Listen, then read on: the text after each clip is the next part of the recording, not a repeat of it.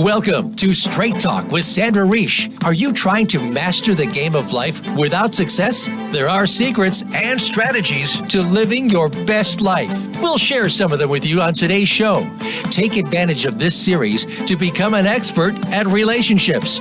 All relationships. It's time to live the life that you deserve to live. Now, here's your host, Sandra Reish. Welcome to Straight Talk with Sandra Reish, a show about living your very best life. So I've been away a couple of weeks. I'm back, and I wanted to do a cutting edge topic, and I recently was talking about this on another show, and I thought it's such an important topic, which is your emotional health. I mean, in a way, when you think about it, if you don't have your emotional health, it's a lot like your physical health. You're kind of in trouble. Before I get into it and introduce my fabulous guest, just as always, invite if you want to call in and join the conversation at 1-866-472-5792. We certainly welcome phone calls, 1-866-472-5792. Having done this show for a couple of years now, I know that a lot of people prefer text. That's fine. 1-514-796-4357, 1-514-796-4357. Text your questions, and if you prefer email, it's info@helpforanxietydepression.com. So to discuss emotional health, when I plan these shows, I try to think about who should I have as a guest on the show. And it was very obvious who I should have on this particular show because there's a wonderful counselor at the Montreal Centre for Anxiety and Depression who is really a specialist in emotional health. We talk about it all the time with her, and she does a lot of great work with her clients. So I wanted to bring her on. So she's just really a dynamo and certainly no stranger to Straight Talk. So welcome back, Melissa. Thanks for being here. Thank you. Great topic. I love talking about emotions. Yeah, and it's, as I said, I was on another radio show recently talking about this topic, and we ran out of times because there's so many things to say. So here's my thoughts on where I want to go. So first of all, I want to introduce the idea, the difference between the statement, you're totally entitled to your emotions, which is true, and the other statement, however, you are not entitled to do whatever you want with them, which is also true. Yes. That's a goal of mine. And then I'm hoping that we can have a good chat about what this thing called emotional intelligence is, because emotional health usually requires elements of emotional intelligence. And by the way, people with good emotional intelligence do much better in life than people without, right? 100%. A lot of research supports that. Okay, so first of all, let's start with the basics. So emotional health, first thing you have to know is that your emotions are your guidance system. You need them. They tell you where to go. So you have to first recognize what you're feeling. Now, before I go any further, let me just say that there are many people, including myself, who were raised with not a lot of attention on emotions. So I was not told to pay a lot of attention to my emotions. I was told to pay a lot of attention to my thoughts, cognitions, we call it. Yeah. So therefore, only later in life did I learn, I need to know what I'm feeling. But I didn't always know what I was feeling, Melissa. I knew what I was thinking. Yeah. Does this make sense to you? This totally makes sense. And this is what I try to help my clients try to understand, is trying to really separate that thoughts are just thoughts and emotions are just emotions, and really trying to separate the two, because we can have a thought, like I shouldn't have done that, but what's the emotion behind that? And because the thought is more of a critical thought, but once we get to the emotion, like you said, we can use that to our advantage. To either put a boundary or to maybe do something differently the next time. But the thought is not going to help us to do something differently next time. It's the emotion that helps us to get us to know, like you said, what direction to take. So true. And furthermore, we know that thoughts can be quite distorted. Yeah. And emotions, this is rule number one for people listening, emotions are always, and I repeat, always valid.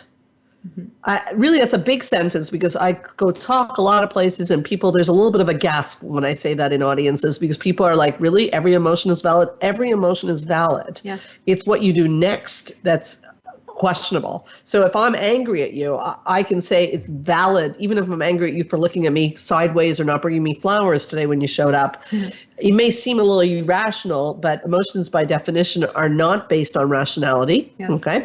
But it's valid. I have a right to be angry. I do not have a right to slap you across the face. Yeah.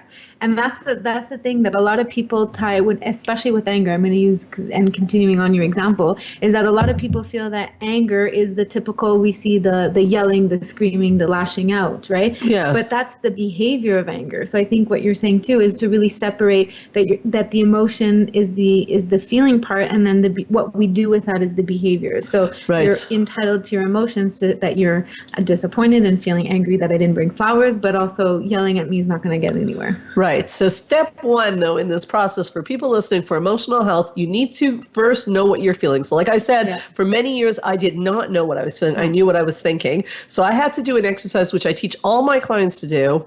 And the reason I teach them this is I had to do it, and I had to train my brain differently. Is I'd ask myself throughout the day, and I really recommend this as a good strategy. What do I feel right now, and what do I need? And I have to tell you, for years, when I would ask myself, what do I feel, it was like blank. I had no idea.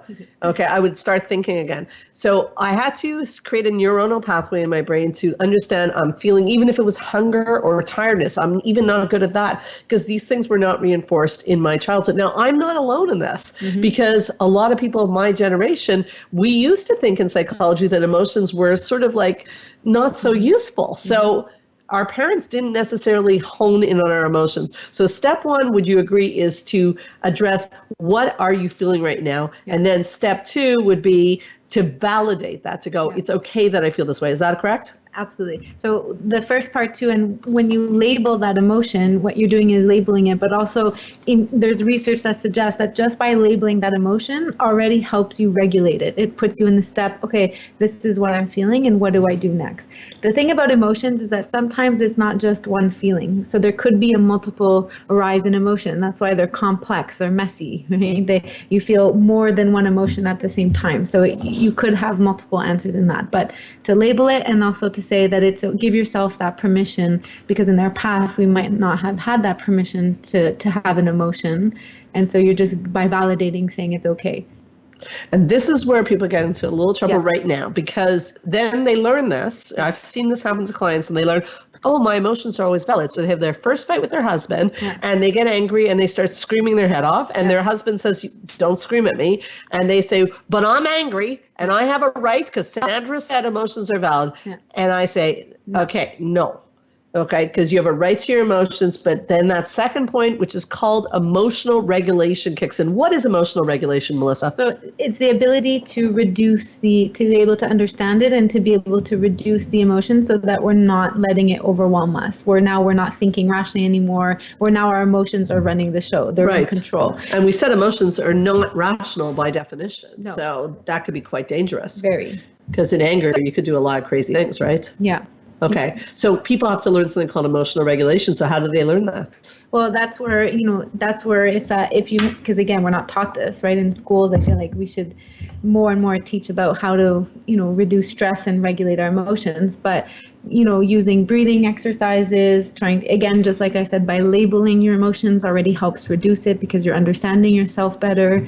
By trying to journal it, what are ways that you try to regulate your emotions? Well, one thing that really helps me, and I think that really helps a lot of clients, is that they actually have studied that emotions live in your body only for 90 seconds. And I think that's a really important piece, because that means that after 90 seconds, if you're still angry, it's because you're repeating the story to yourself over and over again. Now your thoughts get in the way. Right. So that means you're choosing, and clients don't always like this, but it helps them to understand you're choosing to stay angry. So if you do something that upsets me and I go, oh, I'm angry at Melissa, and then I go, okay, it's understandable I'm angry, and I work through that, and maybe even I talk to you and maybe I don't. But if I'm angry 2 days later, that has nothing to do with Melissa anymore. That has to do with the story I'm telling myself. I'm repeating it over and over again to stay angry. Yeah. So I'll shoot back a question to you. Are there payoffs to people staying angry? Why do people do this? 100%. Bad payoffs. Bad payoffs. But go ahead. But maybe there's like a story that maybe just I didn't bring flowers, but now you get into nobody brings me flowers.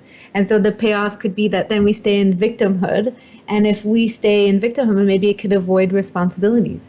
And that's like one of the biggest themes of Straight Talk with Sandra Reish is every show comes back to that taking responsibility. Yeah. And if there's one thing I feel in all these years, not with the radio, but doing psychotherapy and teaching people, is taking responsibility. Is that not the number one lesson of life, that we got to take responsibility? Well, it just helps us make us feel more in control.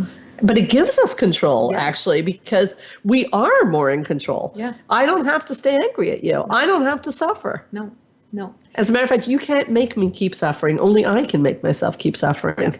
And that's one lesson I learned too, and that was so empowering to know what role that I was taking and how having to regulate that and to. Why is it so hard for people then? You're a young girl and you got it. Why is it so hard for people? Because I teach it to people and some people really get it and like they nail it out of the ballpark, and some people, they just don't want to take the responsibility. Why is it so hard? To me, anything that will take you out of misery is a winner. I want that. I don't want to be in misery. So I'll be happy to take responsibility if it gets me out of misery. What is your opinion? You see clients much more than I do these days. Why do some people get stuck in this place and some people do not? But like you said, the payoffs are more rewarding than the cost, or they're not seeing the cost right away, like how much it's making them feel not proactive, like in their own life. Kind of taking the driver in their own driver's seat, but like there's and maybe not knowing how to get out of that victim, like the whole story. This is the whole script that they've taught themselves from childhood, and not knowing what extra step do we take to get out of that is hard. Yeah. It's a real skill. That's why they call it emotional intelligence. It really is an intelligence. Yeah. It is something, and it makes, like you were talking about the research, we're going to take a break, but we were talking about the research, one piece of the research that I was seeing is that people with good emotional intelligence on average make $30,000 more a year. Like that's just one piece of the pie. They have better relationships, they do better in life, and they make more money. Yeah. So it's a skill. And their physical health is better. Oh, that's interesting. Do you know why?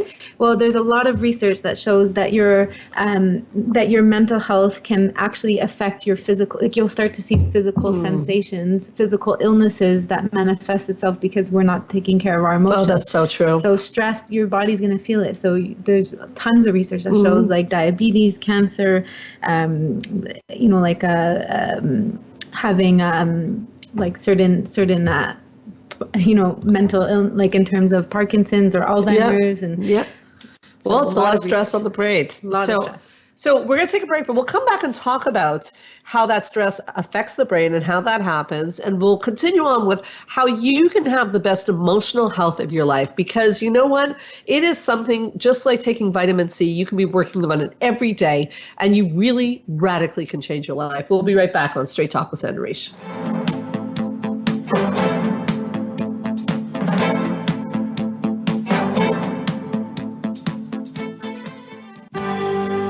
Your life, your health, your network. You're listening to Voice America Health and Wellness.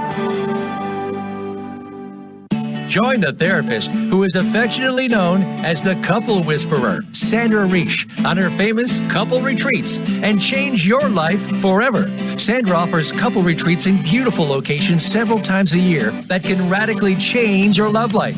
Couples describe her retreats as life-changing. Regain that loving feeling, bring your intimacy to a new level, and rediscover excitement and joy. Find out more at helpforanxietydepression.com or call 514-796-4357. We all want love and safety. Now you can have it.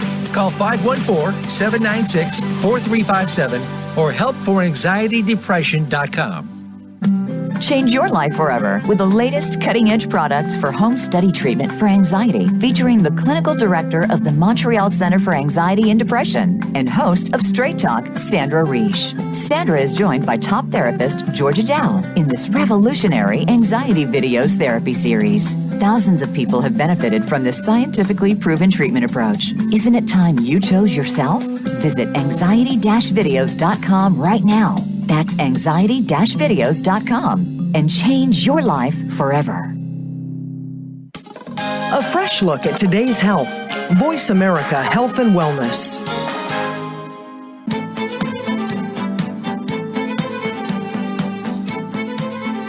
You are listening to Straight Talk with Sandra Reish. To connect with the program today, please call 1-866-472-5792. Again, that's 1-866-472-5792. You may also send an email to info@helpforanxietydepression.com. Now, back to Straight Talk. Here's Sandra Reish.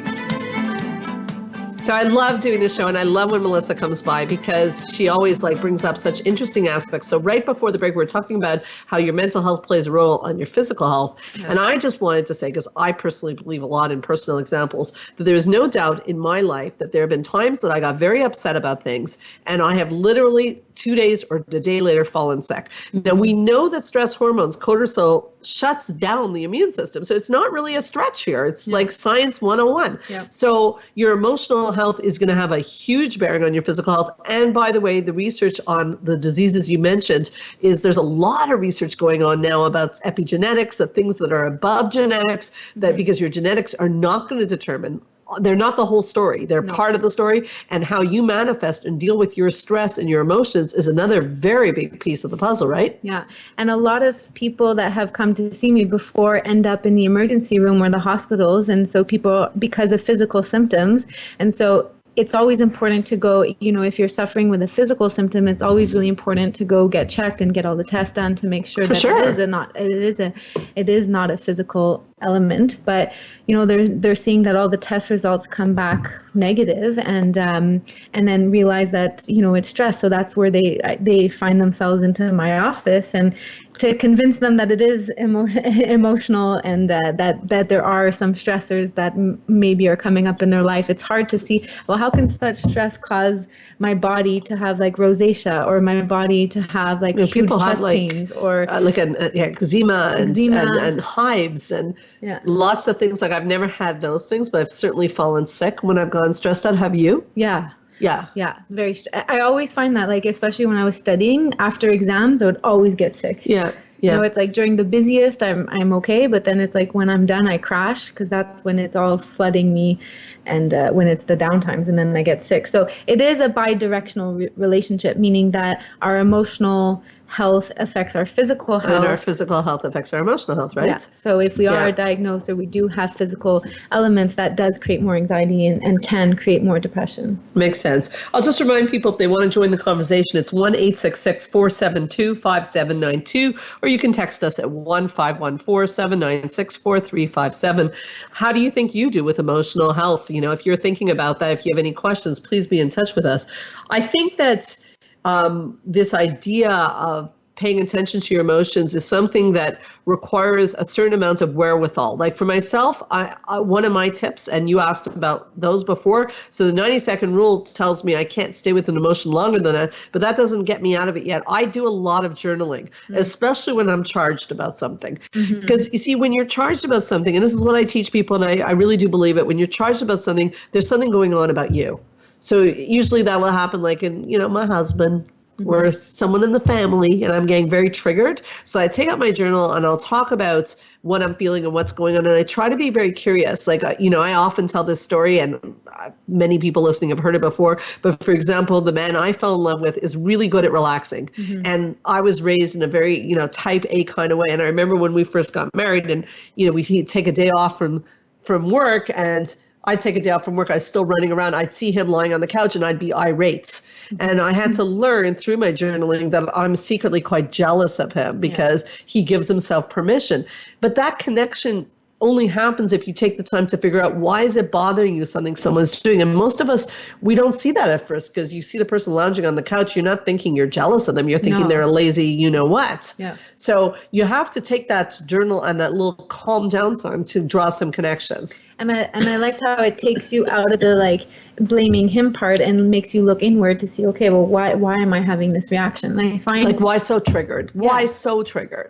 Yeah. So through the years, I became very good at relaxing, and now I don't get upset when he's relaxing. Yeah. I actually know that when I'm starting to not take care of myself is when I know that by the fact that if he's doing something and I'm getting irritated by it, it usually means that I'm not taking care of myself. But it doesn't have to be only your husband. If people around you are taking vacations and you're like, oh, I can't believe they're taking vacations. I work so hard. Exactly. Everyone else. Melissa, I know you came with tips, because you always do. What are some tips to help people to learn how to have better emotional health?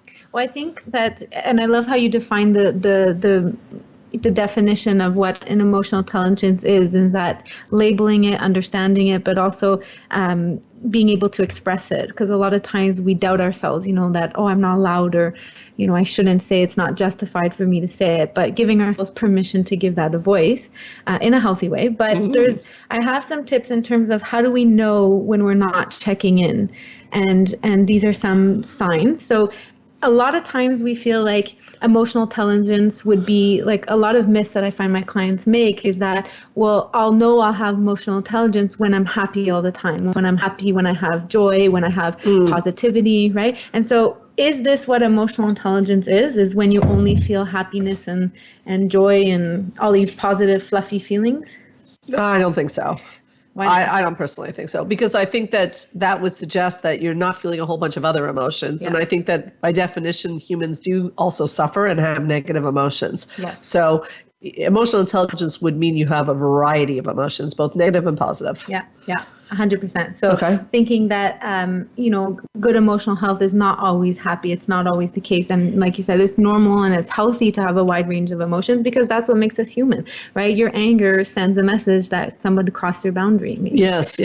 And so you need that emotion to place a boundary, or else we're always going to feel like people are taking advantage of us. So true. It's very healthy.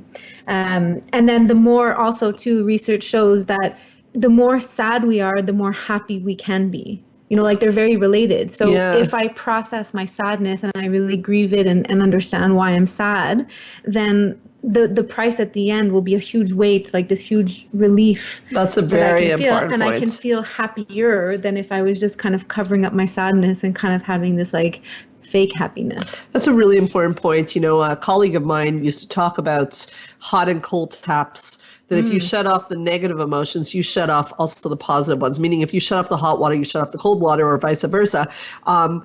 A lot of avoidance, and when I say avoidance, that's a type of attachment style. People who don't like to feel their emotions a lot, they shut off all their negative emotions. They seem quite zen, these people. They seem like nothing really frazzles them. But the problem is they tend to live in black and white. They're not really feeling much of all.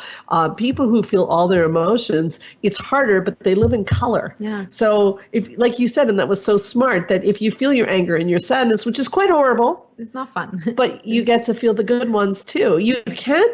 There's no a la carte with the emotions. No, we can't pick and choose. But some people have that skill. They learn early in childhood to shut down all negative emotions. They are often prone to depression and anxiety, are they not? Yes. Why?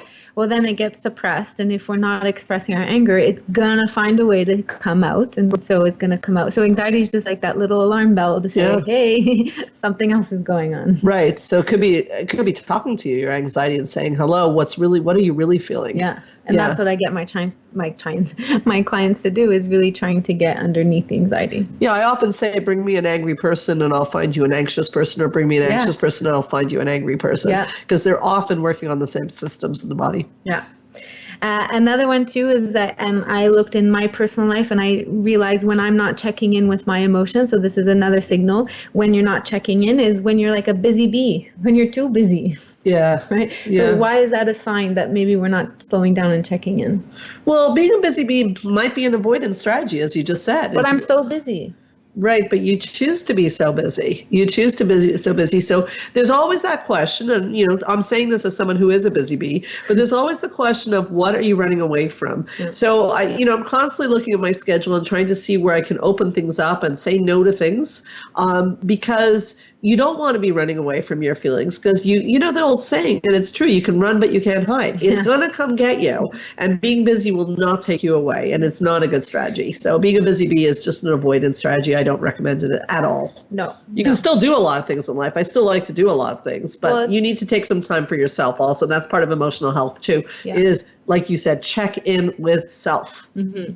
And recognizing when you need to slow down, and when, there's some things that we have to do, but learning, and that's another one, is learning how to say no, not being nice all the time. That's a big one. So if I'm noticing that I'm nice all the time, then that's another sign that I'm not checking in with myself, because maybe really inside I want to say no, but as I'm saying yes, it feels, I'm trying to be nice, but I'm neglecting myself. So as soon as I say no to yes to somebody else, I'm saying no to me. Right. I was just going to say that where there's a yes, there's a no. So you're saying no to you.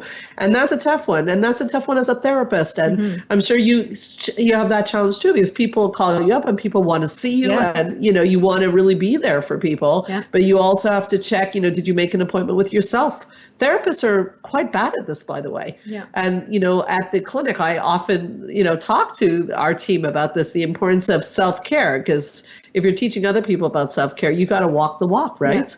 But I did notice, when I do say no, it's hard because I do want to help. But when I do have to take care of myself and put boundaries, at the beginning it's hard because I want to help and I still want to help.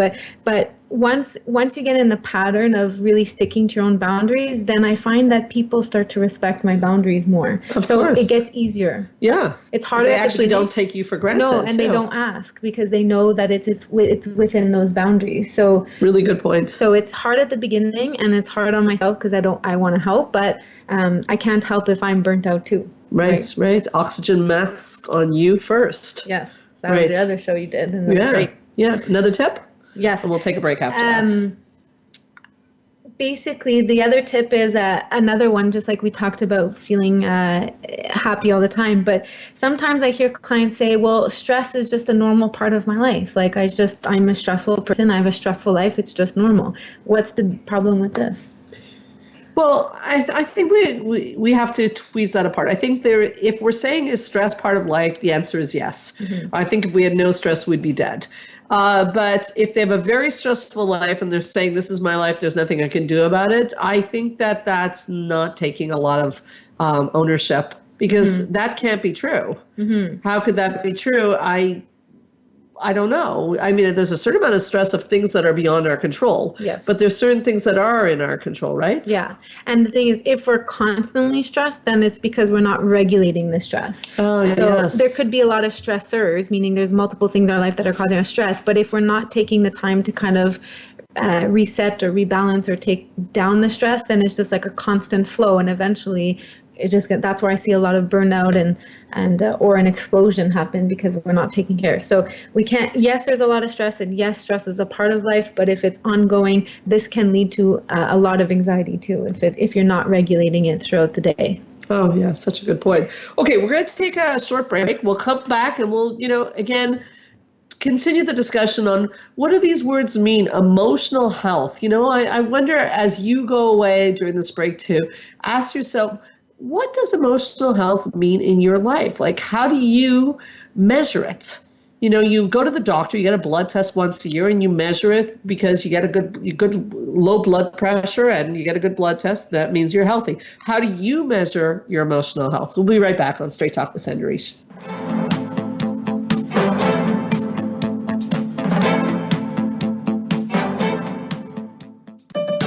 Your life, your health, your network. You're listening to Voice America Health and Wellness. Change your life forever with the latest cutting-edge products for home study treatment for anxiety, featuring the clinical director of the Montreal Center for Anxiety and Depression and host of Straight Talk, Sandra Reish. Sandra is joined by top therapist Georgia Dow in this revolutionary anxiety videos therapy series. Thousands of people have benefited from this scientifically proven treatment approach. Isn't it time you chose yourself? Visit anxiety-videos.com right now. That's anxiety-videos.com and change your life forever. Join the therapist who is affectionately known as the Couple Whisperer, Sandra Reish, on her famous couple retreats and change your life forever. Sandra offers couple retreats in beautiful locations several times a year that can radically change your love life. Couples describe her retreats as life-changing. Regain that loving feeling, bring your intimacy to a new level, and rediscover excitement and joy. Find out more at helpforanxietydepression.com or call 514-796-4357. We all want love and safety. Now you can have it. Call 514-796-4357 or helpforanxietydepression.com. Your life, your health, your network. This is Voice America Health and Wellness.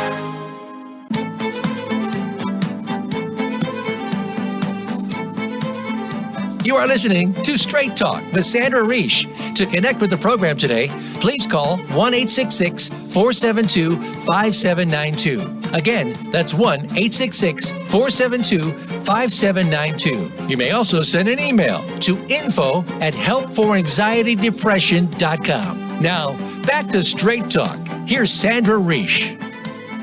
Talking about emotional health today, and I was asking, how do you measure it? You go to the doctor, you get a blood test, you get your pressure taken, and you walk away and you know how you're doing. So one of the ways I've heard emotional health being defined as a way of measuring it is that how whole you feel inside, how balanced and how content you feel is, that's an overall way of knowing how you're doing in terms of your emotional health. Are you feeling balanced? Are you feeling content? I mean, that's a big question. I mean, I could throw it right at you, Melissa, and you could throw it at me. How are you doing these days on emotional health? Like, do you check in, and how are you doing? How's the balance in your life lately? Yeah, so it's actually interesting because, and I told a couple clients this week in terms of, how I knew I was avoiding something because we call these defense mechanisms. So anytime we have an emotion and we don't want to deal with it or we don't want to acknowledge it, we have defense mechanisms that come into place to help us continue avoiding. So for me, I was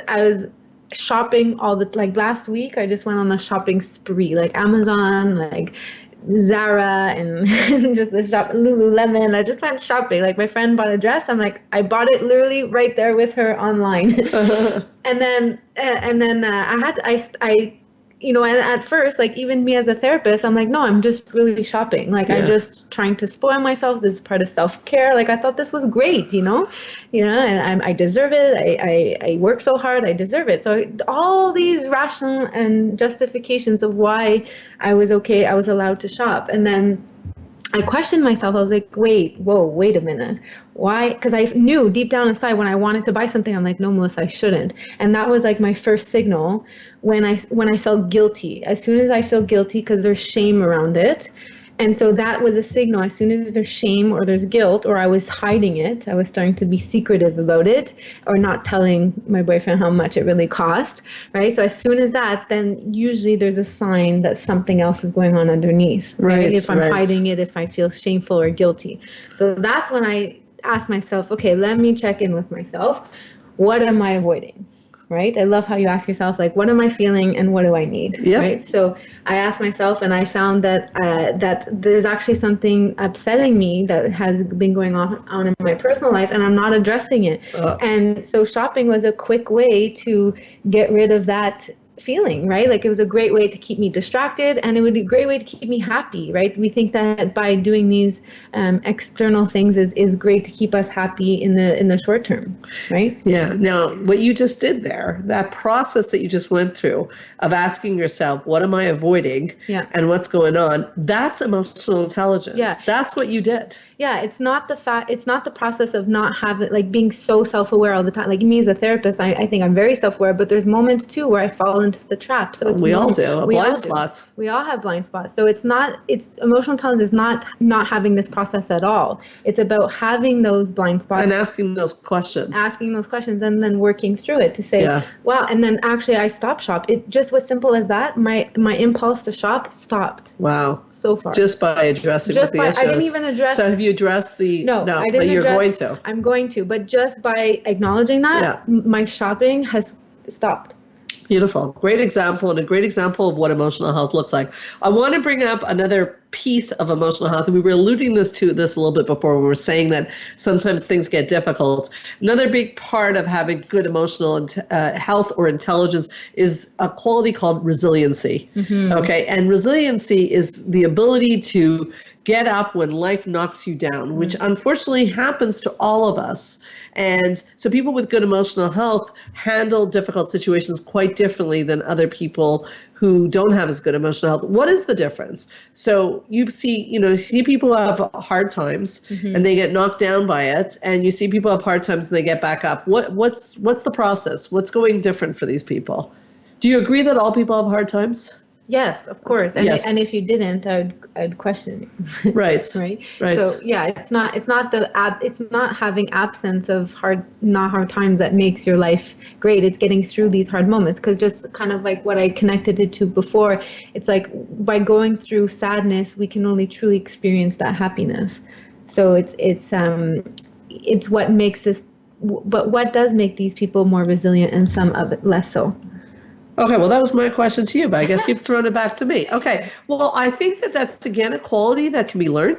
Mm-hmm. And I think resiliency is it's really, we teach it to our kids early in life. It's the ability to feel, and this is where we have to be careful as parents of protecting our kids too much. It brings up a whole other topic. Yeah. Because it is, my kids have to deal with difficult situations and see that they can survive it.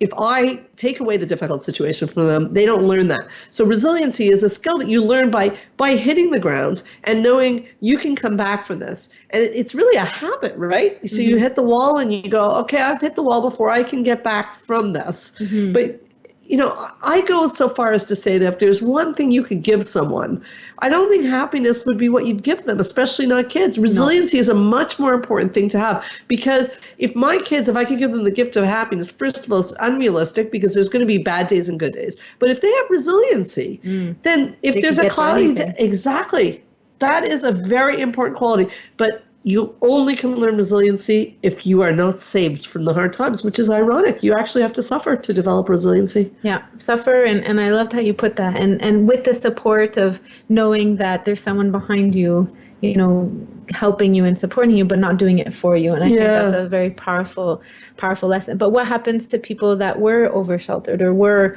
didn't have that skill? Well, it's harsh, because what happens is when you're overprotected, and I know many situations like that, the child grows up into an adult feeling that they can't cope with these situations. Mm-hmm. And there's a sense that I cannot cope. Mm-hmm. So what happens, either they become, quite stuck in a victim role, or they go see a professional, they learn coping techniques, which is a lot of your tips today are coping techniques. And that's really the pitch here, is emotional health is something you can learn at any point in your life, but you need coping strategies. You need to know, what would you do if?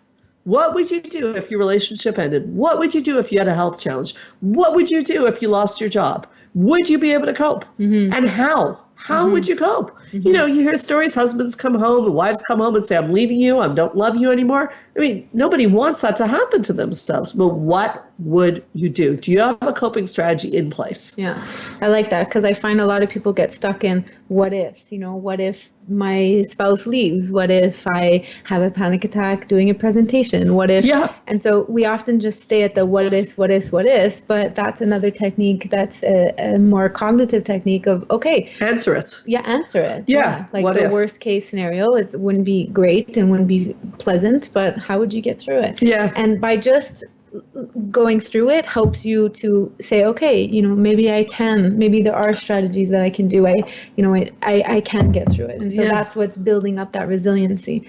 But you have to go through it it's like each time you go through it, it's like you're resilient. It's not a yes or no, you're resilient. It's more like a scale of how resilient are you. And so each time you get experience. It's a muscle. You get like more strength. You start to feel you can handle more things. Yeah. Yeah. Do you find a lot of people are asking you how to learn resiliency these days in your office? I find that a lot of people are coming, and I said this before in other shows, but that a lot of people, that are trying to seek out for help, but I find that people are coming a little bit, not too late, but they're suffering longer. Like they're suffering longer on their own before they reach out for help. Yeah. And I think that, I'm glad you said that, because, I think that, and I tell them too, like if this were something physical, like if you broke your arm, would you go and seek help right away, or would you let your arm try to heal on its own if it's broken and then try to put a cast on it and see a doctor? And so I find that's why I love that we're doing the show, is that we're trying to put to help people to say, like, if it, your mental health is just as important as your physical health, and if there was something physical wrong, you would go and get it checked. And so just the same as that, we're here to support. And I know that there's a lot of shame, but absolutely, we're here to support. Absolutely. I think you still had one more tip you wanted to mention, Melissa. Yeah, and thanks. And this is what we were talking about before, is that, and I think it goes with resiliency too, is that we can't always, sometimes people feel like, well, emotional intelligence is that, therefore, when I get rid of all my flaws and I have no more flaws, then I'm a happy, healthy person. Oh gosh. And is that true? Well, no. I mean, I think that, again, now we're on another show. We're on the vulnerability show, because our vulnerabilities is actually what makes us most attractive, actually. It's not interesting to be a perfect person. Nope. So we're never going to get rid of all our flaws. And that's really where I think we go off track altogether. So we want to evolve and be the best versions of ourselves. But I don't think emotional health has anything to do with being a perfect person. Do you? No. And I think emotional intelligence is acknowledging our flaws, is acknowledging our downsides. Right. And some of them we can work on, and some of them is just to acknowledge them. And to accept, maybe. Like, I'm like not the most patient person. I'm going to admit that on the radio. I'm not the most patient person. So when things like, I work on it when I'm in a lineup, like, like breathe and be mindful. And we have a mindfulness show coming up in a few weeks. But do I love long lineups? No. And I think that you can't always fight your personality. You can work on it, but you also have to accept to a certain extent who you are. Mm-hmm. Some people really enjoy doing things at a very slow pace. That would not be me. Mm-hmm. What about you? No, not slow pace. And me, I love when I want something, I want it now. Oh, really? Which could get me into trouble, right? Especially with shopping. Oh, and actually, it's funny you say that. We forgot to talk about delaying gratification, which is an important piece of the puzzle. Yes, because when you want something, you want it now. But emotional intelligence says that the ability to delay gratification is a key piece of the puzzle. Yeah. So yes, you want it now, but you must have learned to delay gratification. Yes. So part of me, and that's where you said part of it accepts and part of it challenges it. So it's a little bit of both. When I see it's unhealthy, because remember my example was shopping, if I notice I'm avoiding, then the emotional intelligence will tell me, okay, wait, sleep it off or wait, and then they would tell me, is it really I'm avoiding or do I really want this?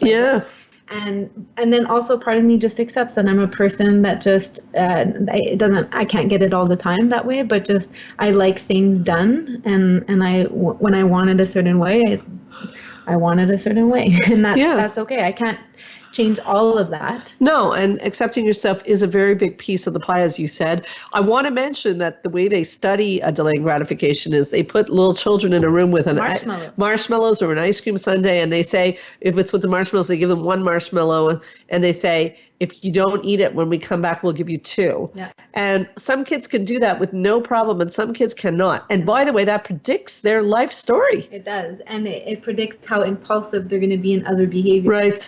And you can teach your kid to delay gratification. You can definitely teach your child, and you can teach yourself with your shopping or with anything else. And by the way, that is an incredibly important skill if you want to be successful in life, go to school, whatever, because most of those things, most of the good things in life, you do not get a reward right away. No. You really don't. No. When we come back, I think I want to talk about that, the finish line phenomena, where people look at people at the finish line and think, oh my God, I want that, but they don't want to do the work to get to the finish line, which is not understanding that you have to get to the finish line, you have to delay gratification. We're going to be right back on Straight Talk with Sandra Reish.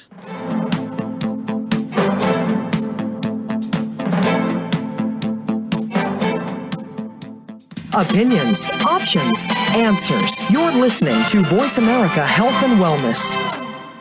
Join the therapist who is affectionately known as the Couple Whisperer, Sandra Reish, on her famous couple retreats and change your life forever.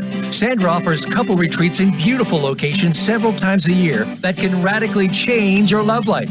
Couples describe her retreats as life-changing. Regain that loving feeling, bring your intimacy to a new level, and rediscover excitement and joy. Find out more at helpforanxietydepression.com or call 514-796-4357. We all want love and safety. Now you can have it. Call 514-796-4357 or helpforanxietydepression.com.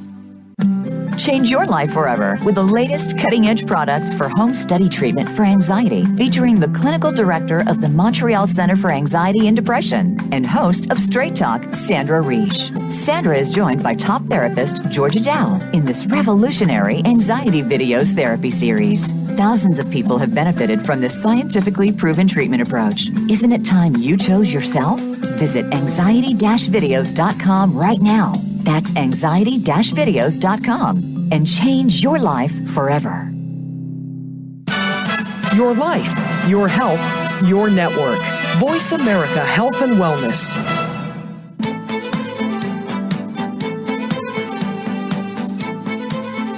You are listening to Straight Talk with Sandra Reish. To connect with the program today, please call 1-866-472-5792. Again, that's 1-866-472-5792. You may also send an email to info@helpforanxietydepression.com. Now, back to Straight Talk.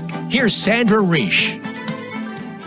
We're back on Straight Talk talking about emotional health, and we just finished talking about the finish line phenomena. And I definitely want to rant about this a little bit because it's this Facebook comes into this too. Like I could get all on a soapbox about this because, I find that as a society and in general, what we do is we look at people and when they finish something, whether it's a race, whether it's a university degree, whether it's running a business, and we look at that moment in their life and we go, oh my God, I wish I could have that.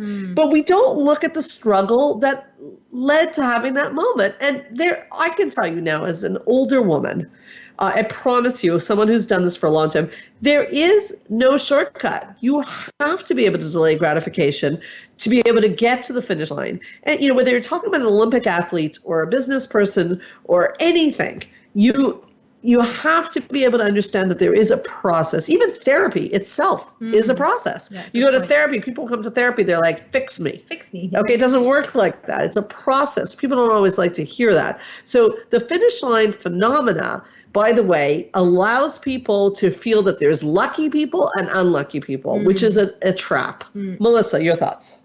Yeah, I see a lot of this with clients and especially with social media comparing themselves to seeing pictures and we only see the end product, but we're not seeing the journey. And we're comparing ourselves, and it's just a torture mechanism because then you're comparing, well, I'm not there and I should be there. That's where a lot of should statements come in, and it just makes us feel inadequate, and it just so much feelings that start to come up and make us feel like we'll never get there, and then we get stuck into victimization. We have to be careful about that because that's a very seductive place to get. Yeah. So how do we get out of that? Well, I think that first it's hard, but you have to acknowledge that you're being a victim, which people don't like to acknowledge. I get that, but when we're telling ourselves a story that there's no other people are lucky and we're not, that has to be the story of the victim because people are lucky in certain ways and unlucky in other ways. We all it's going to be a controversial statement, but there's a famous adage that says there's equal amounts of pain for all people. And I know people listening are going to say that's not true because I've had more pain than other people. Okay, I understand there could be some debate on this comment, but I have yet to meet someone who got through life without pain. Have you met someone who got through life without pain? Find me that person. Yeah, and find me and let's bottle it and go into business because there's no such thing. So pain is a part of life. So there's no real point measuring it against other people. So if there's pain in your life, it's, I like the now what strategy. It's also a very Sandra Reish thing to say is now what? Yeah. Okay, you have a problem, now what? So what are you going to do about it? Yeah. What's the next step? And that's also emotional health because what are your personal strengths and how do you bounce back and how do you go to those coping skills and how do you live your life with a sense of purpose if there's been hard times in your life? Sometimes the hard times are your purpose. Yeah, and that's the resiliency that you're talking about. And that shift of perception in terms of saying, instead of saying, well, why is this happening to me? Why does everyone else be happy and I'm not? Or why does everyone else get the diploma and I can't? It puts you in a position to say, okay, well, if this is something that I want, let's start working on goals. Well, you mentioned goals, and actually goals are an important step of the process too, because setting goals and being able to, small goals and knock one out of the ballpark and then another one and then another one, does that not contribute to emotional health? Yeah, because you're setting realistic goals, not too overachieving, overwhelming. I always say if you feel overwhelmed, it's a good sign. It means your goal is too big. Right. So definitely, when you accomplish goals, that builds up our confidence. That makes us work through a lot of different skills. What about your social network? How important a role does that play? And I think in two levels. One is that if you don't have good emotional intelligence, you're not going to have a great social network because you need emotional intelligence to navigate your relationships. On the flip side, having a social network is a very big piece of coping with life. Would you agree? Mm-hmm. Okay. Do you want to say a bit on that? Yeah, I think you're definitely in terms of having a support system, and not all of us can, feel like they have some have a great social support and some feel like they don't. But I think emotional intelligence too is just reaching out and sharing it and not feeling so alone, right? To be able to express yourself and have a platform or have a voice to people that are going to help you. We can't and that's another big piece of emotional intelligence, that you don't need to go through it on your own. It's okay to ask for help. It's okay to. Oh yeah, that's very important point. And that's part of emotional intelligence is to acknowledging, okay, I need help, or I need somebody to listen to. Yeah, and sometimes perspective, right? When you tell someone a story, sometimes people can show you your blind spots. Again, as you mentioned earlier, we all do have blind spots, therapists included. Yeah. There's none of us that don't have a blind spot. So I know for me, when I go tell a friend a story, I welcome very much to be shown my blind spots.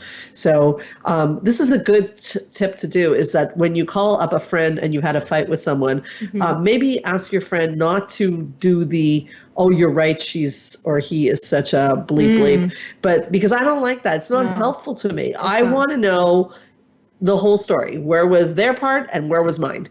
That's more helpful, because it's too easy to go into what we call dichotomous thinking. That person was wrong, you're right. That's problematic. Yeah. Would you agree? 100%. Yeah. So speaking to friends, getting some perspective on what you're feeling is a very important piece of the pie. Again, to see if your emotions are fitting with the thoughts and the thoughts are fitting with the emotions. You want to look also if your thoughts are distorted. Yeah.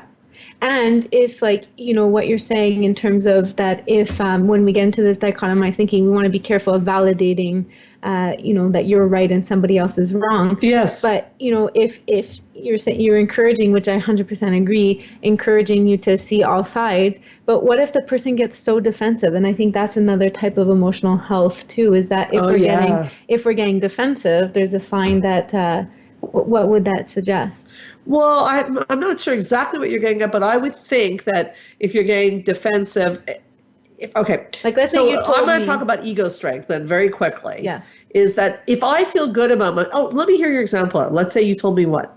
What were you going to say? I was going to say, like, let's say you told me that I felt upset about, you not getting me flowers. Yeah. And I was, or like, let's say my boyfriend not giving me flowers, and then what would you say? What would you try to get me to see? Because saying, yeah, he's a bad guy. person, yeah. bad boyfriend is not going to help. Right. It might validate my feelings, but into a point where now it's making my anger grow in an unhealthy way. Well, I would probably go to, have you told him that getting flowers is very important? So that's probably where I would go. And if you would get defensive about that, which is, I guess, where you're going, is then it seems like you're not really looking for a solution. You're looking for a bad guy.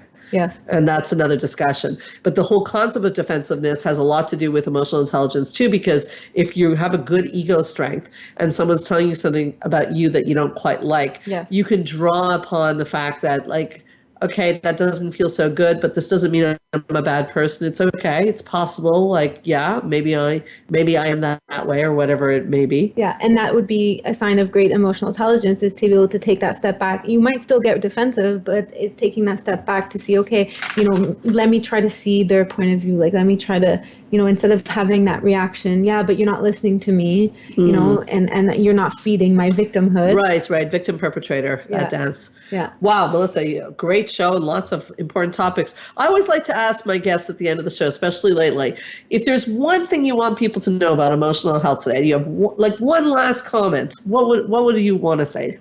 That's a good one. Just to, like I said, label the emotion and to ask yourself, what am I feeling? See, what are you avoiding? Okay, and that's okay to feel what you're feeling. Yes, it's okay. Okay. It's totally okay. And I would add on to that, to take some time to work through it and see what you want to do with the feelings, so that you're not going to beat someone up saying that's not such a great idea. Or feeling stuck, like, okay, I acknowledged it, but now what? Excellent. I want to thank you, Melissa, for coming on. You were, as usual, fabulous. That was and fun. It was a good topic, and I'm sure that we'll have lots of people asking questions about this and looking at their emotional health, which really can make a big difference. If you want to reach Melissa, where can people find you, by the way, Melissa? You can phone the center at 514-777-4530. And do you take on clients in this area, emotional health? Yeah, this is my specialty. This is what I love. Okay, so if you're in the Montreal area and you want to work on that, contact Melissa. You can call the center. If you're not in the Montreal area and this is something you want to work on, there are lots of different organizations that can help you. And it's a skill. And with a skill, you usually need a teacher. So I recommend that. I'd like to thank everyone for listening to Straight Talk with Sandra Reish. I'd like to invite you to all come back next week. If you're interested in our retreats, therapy, or any other media that was mentioned on this show or previous shows, check out helpforanxietydepression.com, or you can listen to previous shows on straighttalksandrareish.com, where you can hear this and any prior show, and also on the podcast app of your iPhone and on iTunes under Straight Talk with Sandra Reish. I really love lately that you guys are all writing to me. Please drop me a comment or a question at info@helpforanxietydepression.com. Lately, people have been writing to me about show topics.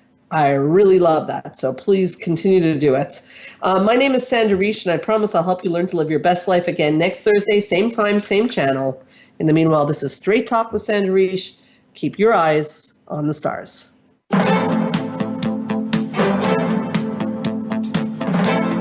Thank you for listening to Straight Talk with Sandra Reish. We hope you've enjoyed today's show, and we'll tune in again next Thursday at 3 p.m. Pacific Time, 6 p.m. Eastern Time on the Voice America Health and Wellness Channel. Now, go live your best life.